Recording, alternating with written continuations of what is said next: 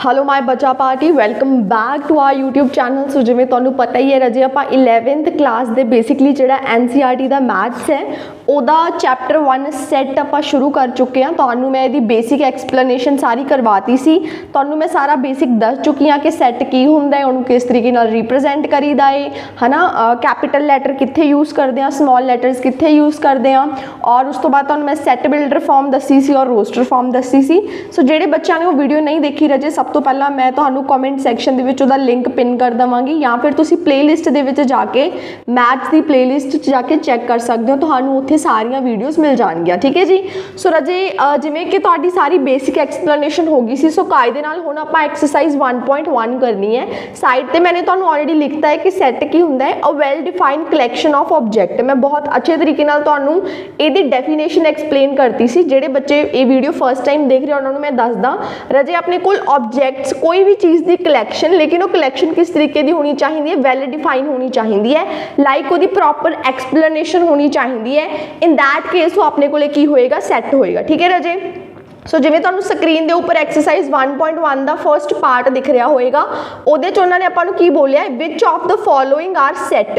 सो राजे जिहड़ा first part है इहदे विच अगे ना आपां नूं आई थिंक 9 पार्ट्स दिते हुए ने, और 9 पार्ट्स दे विच बेसिकली आपां दसना है कि इन्हां सारियां दे विचों किहड़े सैट नेगे, और आपां ने अपने आंसर नूं जस्टिफाई भी करना है। लाइक सिर्फ ये नहीं कहना कि हाँ जी ये सैट है ये नहीं सैट, आपां ने दसना भी है कि अगर ये वाली स्टेटमेंट एक सैट हैगी है तो क्यों हैगी है, जे नहीं हैगी तो क्यों नहीं हैगी। सो दैट मीनस आपां अपना आंसर की करना रजे जस्टिफाई करना है। मैं इत्थे बोर्ड ते सिर्फ एक केस लिए लिखा ताकि मैं तुहानूं अच्छे तरीके नाल एक्सप्लेन कर सकां, उस तो बाद मैं सारे इकट्ठे लिख के तुहानूं फटाफट समझा देने हैं। ठीक है। सो रजे आपां नूं फर्स्ट की दिता होया है the collection of all the month of a year beginning with the letter जे।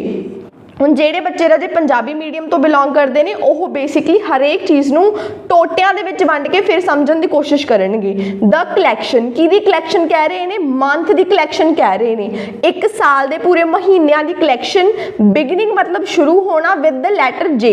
सो ਤੁਹਾਨੂੰ पता है कि ਜਿਹੜੇ ਆਪਣੇ ਇੰਗਲਿਸ਼ ਮਹੀਨੇ ਹੁੰਦੇ ਨੇ ਉਹਦੇ 12 ਮਹੀਨੇ ਹੁੰਦੇ ਨੇ, ਉਹ 12 ਮਹੀਨਿਆਂ ਦੇ ਵਿੱਚ ਉਹਨਾਂ ਨੇ ਆਪਾਂ ਨੂੰ ਕੀ ਪੁੱਛਿਆ, ਇਦਾਂ ਦੀ ਇੱਕ ਕਲੈਕਸ਼ਨ ਪੁੱਛੀ ਆ ਜਿਹੜੇ ਕੀ ਤੋਂ ਸ਼ੁਰੂ ਹੋਣਗੇ, ਜੇ ਤੋਂ ਸ਼ੁਰੂ होने चाहिए ने। हुण अगर आप शुरू करते हैं तो सब तो पहला तुहानूं पता है अपना जिहड़ा मंथ है दैट इज़ जनवरी, यानी कि जनवरी आ जाता है। जनवरी तो बाद अपने कोले जून आ जाता है जिहड़ा जे तो शुरू होंदा है, फिर जुलाई आ जाता है। ये 3 महीनों तो इलावा होर कोई भी मंथ नहीं है ਜਿਹੜਾ जे नाल शुरू ਹੁੰਦਾ भी तुसीं खुद बोल के देख सकते हो। फैबररी, मार्च, अप्रैल, मई, जून, जुलाई, अगस्त, सितंबर, अक्तूबर, नवंबर, दिसंबर। मैं तुहानूं पूरे दे पूरे 12 महीने बोल के दसे ने। ये सिर्फ 3 महीने इदां दे ਜਿਹੜੇ जे दे नाल शुरू हुंदे ने। हुण देखो ये अपने कोले एक सैट तां बन गया, लेकिन की ये सैट वैल डिफाइंड सैट हैगा कि नहीं हैगा। तो हुण देखो मैं किवें पता करन नूं किहा सीगा, तुसीं फॉर एग्जाम्पल मैनूं पुछिया, मैं भी तुहानूं आही 3 महीने लिखाऊंगी ਜਿਹੜੇ जे तो शुरू हुंदे ने।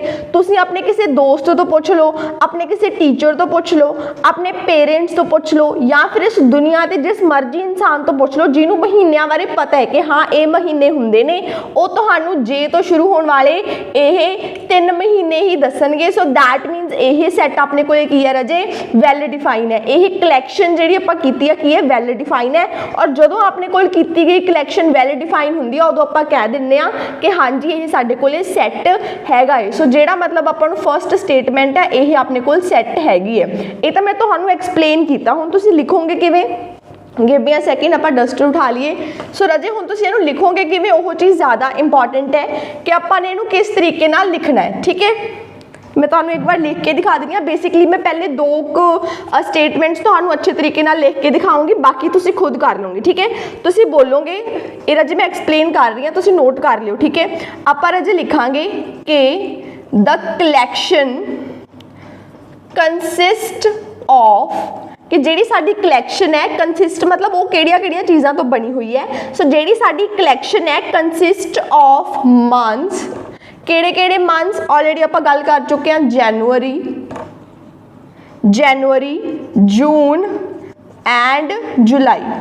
यही आप अपने आंसर नूं जस्टिफाई कर रहे हैं। उस तो बाद लिखांगे since the collection is well define. जिहड़ी ये कलैक्शन है यह की है रजे वैल डिफाइन है। So it is a set. Clear हो गया किस तरीके नाल लिखना है, ये बहुत ज़रूरी है इस तरीके नाल लिख के होना, तां ही तुहानू पूरे मार्क्स मिलणगे। सो आपां ने बेसिकली जो चीज़ मैं तुहानू समझाई सी तुसीं वर्डिंग दे विच लिख देनी है कि जिहड़ी साडी कलैक्शन है उहदे विच जनवरी जून ते जुलाई आउंदे ने, तां करके जिहड़ी साडी ये कलैक्शन है वो की है वैल डिफाइन है। अगर वैल डिफाइन है तां ये साडे कोले की हो जाएगा सैट हो जाएगा। तुसीं बेसिकली उत्थे लिख भी सकदे हो कि set A for example set A साडे कोले की दी कलैक्शन है वो महीनों की जिहड़े जे तो शुरू हो रहे हैं, आपां करली ब्रेसिस शुरू करांगे यानी कि कुंडीदार ब्रैकेट शुरू करांगे, फिर आपां इत्थे लिख दांगे जनवरी, ठीक है। तुसीं पूरा लिखना उत्थे, तुसीं फिर लिखोगे जून, फिर लिखोगे जुलाई। क्लीयर है राजे? आई होप तुहानू फर्स्ट जिहड़ी हैगी प्रॉपर तरीके नाल क्लीयर हो गया होएगा। मैं एक होर तुहानू प्रॉपर एक्सप्लेन करांगी, उस तो बाद सिर्फ मैं तुहानू बोल बोल के दसांगी कि हाँ ये वाला सैट हैगा ये वाला सैट नहीं हैगा, बिकॉज आ वाली चीज़ तुसीं खुद लिख सकते हो, ठीक है। ਜਿਹੜੇ ਬੱਚਿਆਂ ਨੂੰ ਇਹ ਵਾਲੀ ਚੀਜ਼ ਵੀ ਔਖੀ ਲੱਗੇ ਉਹਨਾਂ ਲਈ ਫਿਰ ਮੈਂ ਇੱਕ ਹੋਰ ਆਲਟਰਨੇਟਿਵ ਸੋਚਿਆ ਹੈ, ਤੁਸੀਂ ਥੋੜਾ ਟਾਈਮ ਵੇਟ ਕਰੋ ਫਿਰ ਮੈਂ ਤੁਹਾਨੂੰ ਉਹ ਦੱਸਦੀ ਹਾਂ, ਠੀਕ ਹੈ। ਇੱਕ ਵਾਰ ਆਪਾਂ ਬੋਰਡ ਇਰੇਜ਼ ਕਰ ਲਈਏ, give me a second. I hope ਤੁਹਾਨੂੰ ਵੀਡੀਓਜ਼ ਵਗੈਰਾ ਪ੍ਰੋਪਰ ਸਮਝ ਲੱਗ ਰਹੀਆਂ ਨੇ ਰਾਜੇ, ਔਰ ਪ੍ਰੋਪਰ ਦੇਖਿਆ ਕਰੋ, ਠੀਕ ਹੈ ਜੀ ਵੀਡੀਓਜ਼ ਨੂੰ। ਸੈਕਿੰਡ ਰਾਜੇ मैं एक मिनट मैं लिख ਲਾਂ, थोड़ा टाइम जरूर लगेगा बट ਤੁਸੀਂ ਸਕਿਪ ਕਰ ਦਿਓ, ਇਸ ਤੋਂ ਬਾਅਦ मैं लिख के रख ਲਾਂਗੀ ਸਾਰੀਆਂ, सॉरी। ओके सैकेंड अपने कोल की है, उन्होंने पूछे है the collection of 10 most talented writers of India.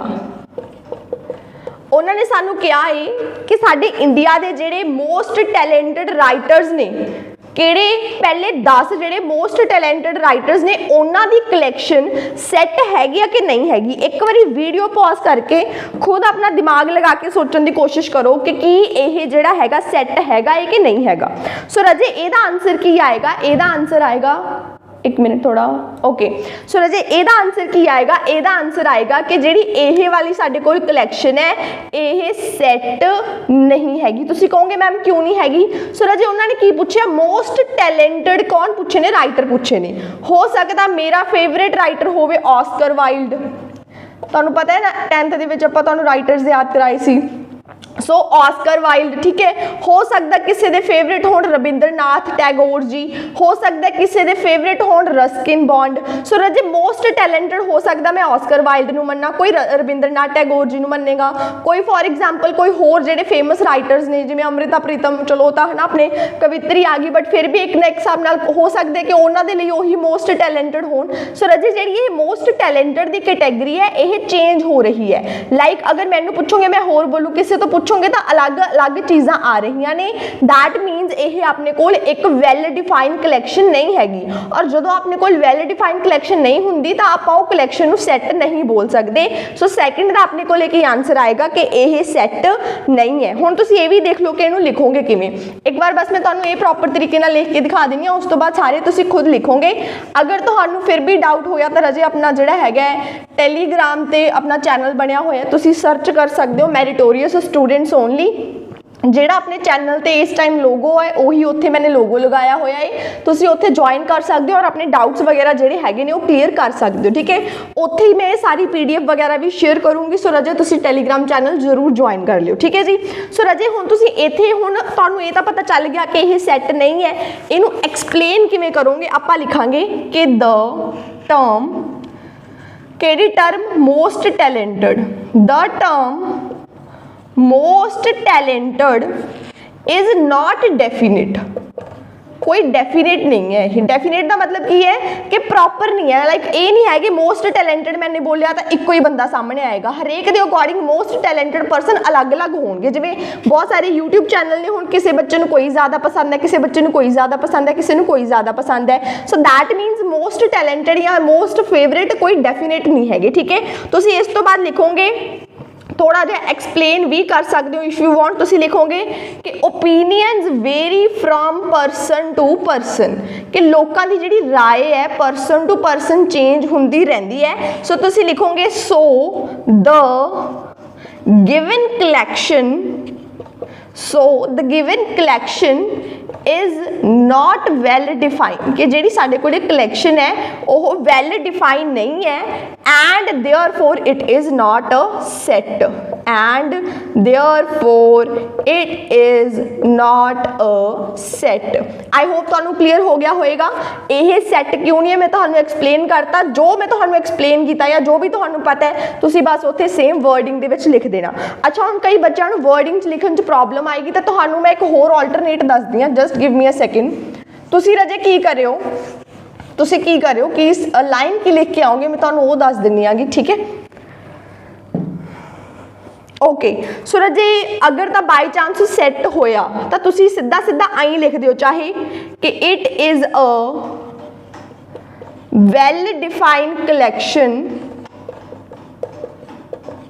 So it is a set. अगर पूरी एक्सप्लेनेशन ना करनी हुई, अगर कोई दिक्कत परेशानी आई, वैसे तो मैं प्रैफर करूँ पूरी एक्सप्लेनेशन करके आयो है ना, टीचर तो थोड़ा ज़्यादा इंप्रैशन पैंदा है, लेकिन अगर वो एक्सप्लेनेशन नहीं लिखनी तो इन्ना जरूर लिख दियो कि यह वैल डिफाइंड कलैक्शन है, ता करके ये सैट है। अगर बाई चांस सैट ना होया तो तुसी की लिखोगे, it is not a well defined collection, so it is not a set. I hope तुहानू इत्थे तक क्लीयर हो गया होएगा। बाकी हुण जिहड़े इहदे नैक्सट पार्ट रह गए मैं फटाफट लिख के फिर तुहानू फटाफट एक्सप्लेन कर देनी है, ठीक है जी। ओके राजे, सो तुसी थर्ड स्टेटमेंट देखो, हुण थर्ड स्टेटमेंट दे विच की किया, a team of 11 best cricket batsman of the world, like पूरे संसार दे विच पूरे ऑल ओवर वर्ल्ड की अगर आप गल करिए तो बेस्ट क्रिकेट बैट्समैन की जिहड़ी टीम की कलैक्शन है कि वो सैट होएगी या नहीं होएगी, आपां उन्हां नूं ये दसना है। सो अगेन राजे फिर सोच के देखो, हो सकता है कि मेरे अकॉर्डिंग कोई होर बेस्ट बैट्समैन होवे, तुहाडे अकॉर्डिंग कोई होर होवे, तुहाडी फैमिली दे अकॉर्डिंग कोई होर होवे। सो दैट मीनस इत्थे जिहड़ा अपने कोल कलैक्शन है वो वैल डिफाइन नहीं हैगी, दैट मीनस जिहड़ा थर्ड है वो अपने कोल सैट नहीं हैगा। हुण राजे प्लीज़ ये सारिया चीज़ां एज इट इज़ सुन लियो, बिकॉज नहीं फिर वीडियो बहुत लेंथी हो जाएगी, ठीक है। सो मैं पहले दो तुहानू बहुत अच्छे तरीके नाल एक्सप्लेन करते हैं, ये सारे बहुत ईजी है, तुसीं समझ जाओगे। सो दैट मीनस थर्ड अपने कोल सैट नहीं है, सो जिहड़े सैट नहीं है मैं उत्ते क्रॉस लगा दूंगी, ठीक है। अगे फोर्थ स्टेटमेंट देखो की कह रहे हैं, the collection of all the boys in your class,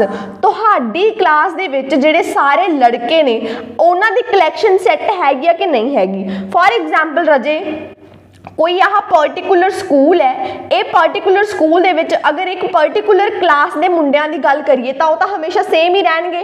for example इत्थे अपने कोल दो ही बॉयज़ पढ़ रहे हैं, फॉर एग्जाम्पल एक अपने कोल पढ़ रहे हैं विक्की और एक अपने कोल कौन पढ़ रहे हैं, कन्वर। ये दो बॉयज़ ही पढ़ रहे हैं, विक्की एंड कन्वर। सो रजे इस स्कूल दे इस क्लास दे विच अगर तुसीं बॉयज़ की कलैक्शन करोगे तो मैं भी तुहानू विक्की और कन्वर ही बोलांगी। तुसीं अपने किसी फ्रेंड नू बोलो कि यार वो वाले स्कूल दे विच जिहड़ा एक उत्थे क्लास दे विच किहड़े-किहड़े बॉयज़ ने, तो वो भी तुहानू ये दो नेम सिलेक्ट करके देणगे। तुसीं जितों मर्जी पुछ लोगे हमेशा विक्की एंड कन्वर ही रहणगे, या फिर जिहड़ी भी पर्टिकुलर क्लास दे बॉयज़ की गल कर रहे हैं वही रहणगे, तुसीं जितों मर्जी पुछ लो। सो दैट्स वाई यही जिहड़ी कलैक्शन है यही अपने कोल वैल डिफाइंड कलैक्शन है, तां करके राजे यही अपने कोल सैट हैगा। तुसीं एक्सप्लेन किवें करोगे कि it is a well defined collection, that's why it is a set, ठीक है। आई होप राजे फोर्थ तुहानू क्लीयर हो गया होएगा।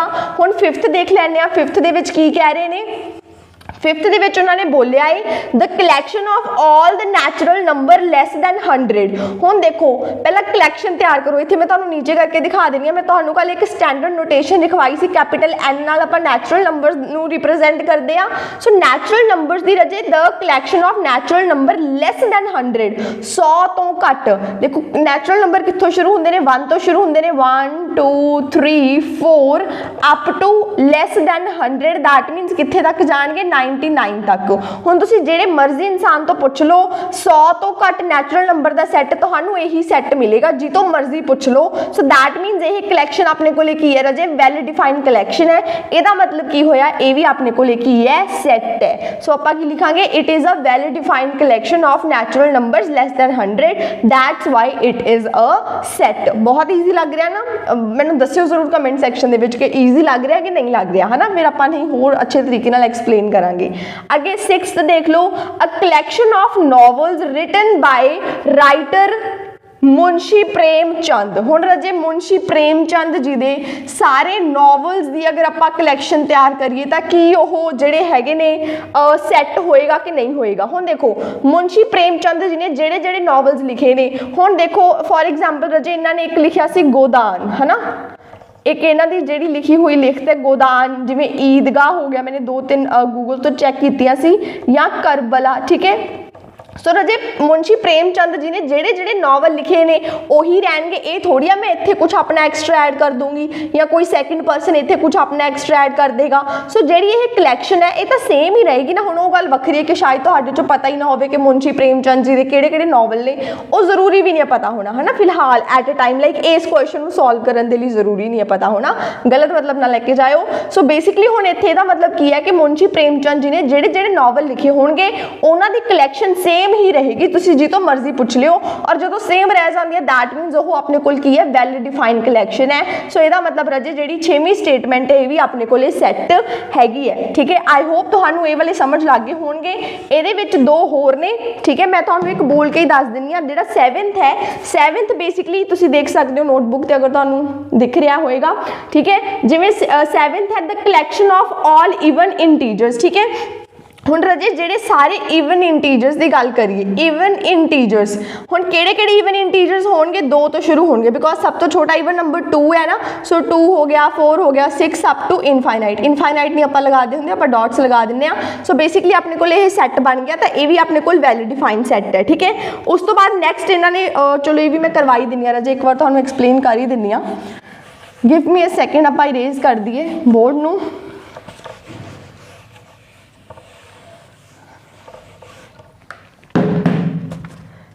एट्थ पोर्शन कर रहे हैं आप और एक आप 9th करांगे, 9th लास्ट है, ठीक है। 8th की कह रहे ने द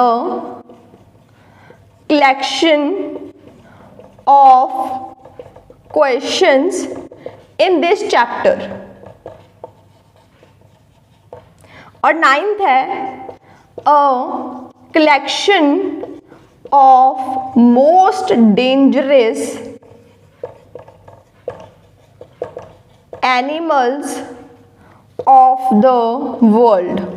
हुण देखो 8th क्वेश्चन देखो राजे, उन्होंने बोलिया कि किसी पर्टिकुलर इन दिस चैप्टर, ये चैप्टर जो क्वेश्चन ने उन्हों की कलैक्शन सैट हैगी कि नहीं हैगी। अगर मैं एक्सरसाइज 1.1 की गल करा, मैं तो बोला कि एक्सरसाइज 1.1 के क्वेश्चन के सैट बनाओ, या मैं जिस भी इंसान को बोला अगर वो सेम एक्सरसाइज है तो क्वेश्चन सेम रहनगे, यदा मतलब ये जी कलैक्शन है सैट हैगी है। So that means well define है, तां करके 8th ऑप्शन भी अपने को सैट है। हुण 9th देख लो, फर्स्ट पार्ट का ये लास्ट स्टेटमेंट है a collection of most dangerous animal of the world, कि यह जी कलैक्शन है वो सैट हैगी कि नहीं हैगी। हुण देखो राजे, हुण अगेन मोस्ट डेंजरस हो सकता है मेरे वर्गे किसी को छिपकली तो भी डर लगता हो सकता है किसी को शेर तो भी ना डर लगता हो।